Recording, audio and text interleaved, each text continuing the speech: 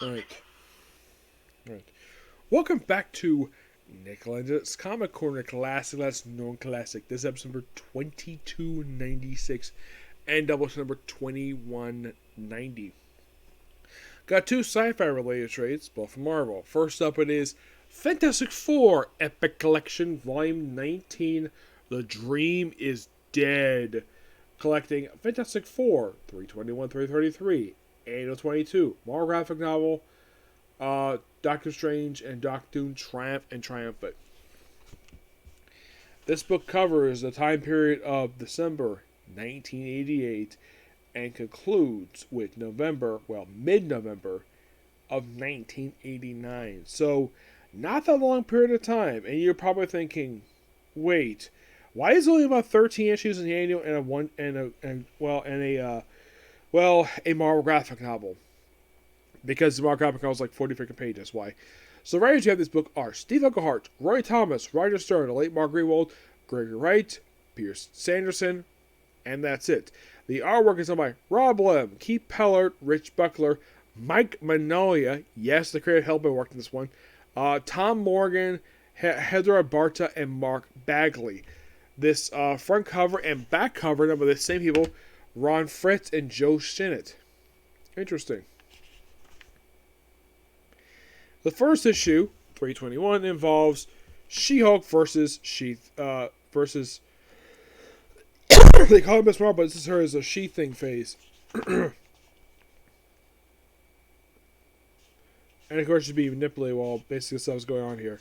While also they reference what happened in the pages of Incredible Hulk, where the Thing fought Grey Hulk. My only guess is the reason the writer did this, and this is the reason why, because Hulk and Thing fight each other a lot over the years. And then we have an Inferno tie-in where we have Graviton take on the Human Torch. And that's 322 for you. That's basically the plot of this issue here. Next issue involves Mantis, where she's with Kang the Conqueror. Yes, he becomes sort of obsessed with her. Oh, in case you're curious though, where is Reed and Johnny? They are on hiatus. Basically, the Thing is in charge of the team at this point in time, so... And we do with Mantis, and of course Kang's obsessed with her for some reason. And then for the next issue, it continues more of this up with Kang the Conqueror and Mantis. It's a story arc here. Does it go over this issue? Yes, it does. But then we into Return of the Silver Surfer. Love this gorgeous artwork. Let's see, is this Rob Lem's artwork? Let me see here, just to be sure about this. I think it's Rob Lem. It's Keith Pallard, who does a great job with the Silver Surfer. Excuse me, yeah, basically it's Human Torch where he meets up with, he continues stuff with Silver Surfer, with Mantis in here. Oh yeah, and then they continue what was going on pages of Silver Surfer at this point in time.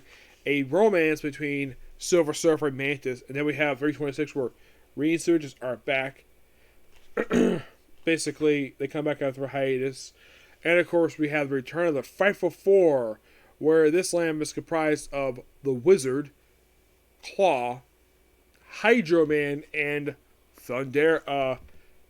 Titania.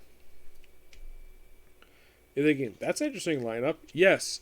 Out of all these villains, I mean, the only non-Fantastic Four villain of all of them is probably, well, the first two, well, with the Wizard, yeah, he definitely is. Claw is enemy of both enemy of both Fantastic Four and Black Panther. Titania can be Anime's villain per se, because this first show up in Secret Wars 1. Hydro Man is technically a Spider-Man villain. So, yeah, of course, they of course work together. And then at the end of the issue, while all Fire Force are going on, we have the Thing turn back to normal. Yep. And it continues in 323.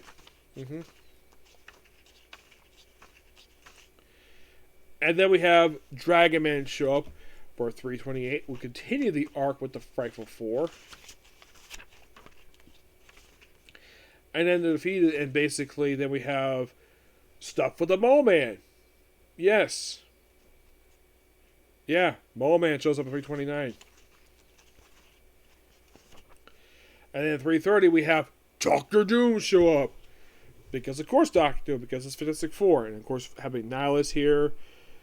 Yeah, really fun stuff here. And then we have 331 where they take on Ultron from the pages of Avengers. Yep. Also, they basically have the counter to rejoin the team, and then basically we have this really interesting cover, really strange cover of this one where she's been assaulted. Who did this? It's not revealed. I think it's just basically there just because.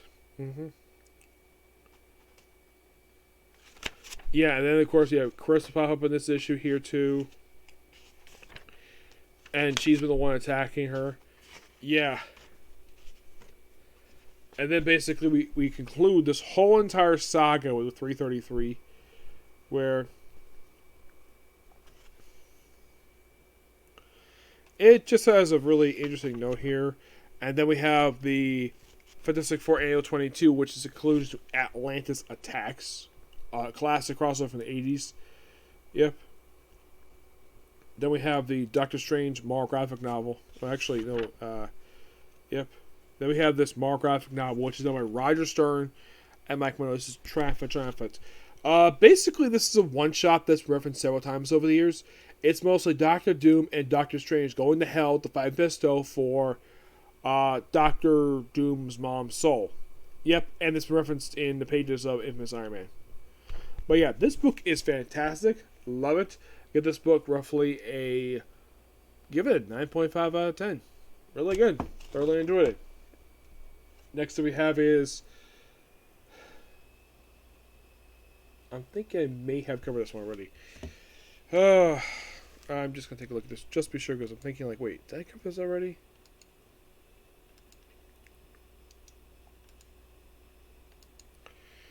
Because this looks like something I may have covered already.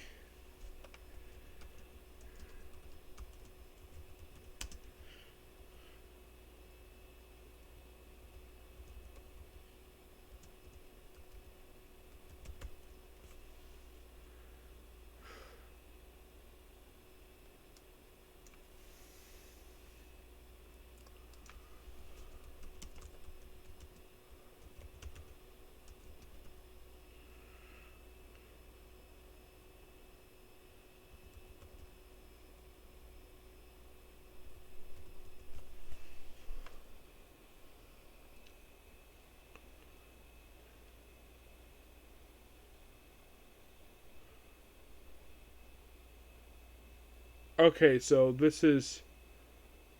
Alright, so... I have not covered this one. I just checked it. I have never covered this one before, so... I covered this before? Nope. This is the relaunch of the Star Wars High Republic book. Written by Calvin Scott, who I believe wrote one of the novels. So this is, of course, from Phase 2 of the series. Oh yeah, that's the one I covered before. Yes. This collects the first 5 issues of this ongoing series. Then you're thinking, okay, so they say this book is 150 years for the fall of Starlight. So more, kind of. I don't know why they kind of call it something Old Republic. They call it High Republic, basically High Times. I mean, aside from the artwork, there's nothing really. Well, aside from doing some classic Jedi stuff here, only check this out if you're a Star Wars fan. There's not much here. Is the book bad? No. The story of this one is basically just, going to a holy city and not much else, per se. Yeah, that's the problem with High Republic. Not real on noteworthy stuff. I'm going to give the book an 8 out of 10. You can really let your review for that one. Well, there's not a lot to talk about when it comes to High Republic. No, seriously, there's no recognizable characters in there. Which begs the question, why the heck this book exists for? Baffles the mind.